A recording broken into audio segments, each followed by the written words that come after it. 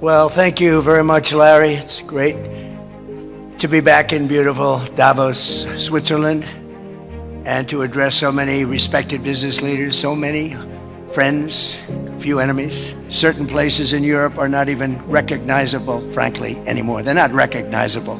And we can argue about it, but there's no argument.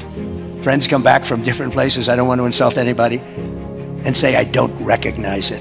And that's not in a positive way. That's in a very negative way. And I love Europe, and I want to see Europe go good, but it's not heading in the right direction. This enormous unsecured island is actually part of North America, on the northern frontier of the Western Hemisphere. That's our territory.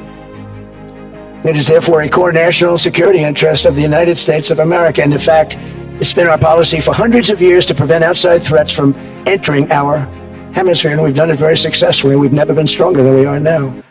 That's why American presidents have sought to purchase Greenland. It's the United States alone that can protect this giant mass of land, this giant piece of ice, develop it and improve it and make it so that it's good for Europe and safe for Europe and good for us.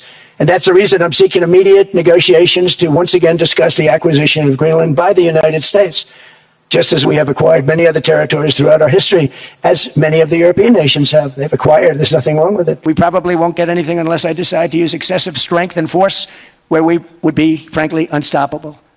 But I won't do that. Okay? Now everyone's saying, oh, good. That's probably the biggest statement I made, because people thought I would use force. I don't have to use force. I don't want to use force. I won't use force. But the problem with NATO is that we'll be there for them 100%. But I'm not sure that they'd be there for us. If we gave them the call, gentlemen, we are being attacked. We're under attack by such and such a nation. I know them all very well. I'm not sure that they'd be there. I know we'd be there for them. I don't know that they'd be there for us. We're building a golden dome that's going to, just by its very nature, going to be defending Canada. Canada gets a lot of freebies from us, by the way. They should be grateful also, but they're not. I watched your Prime Minister yesterday. He wasn't so grateful. But they should be grateful to us.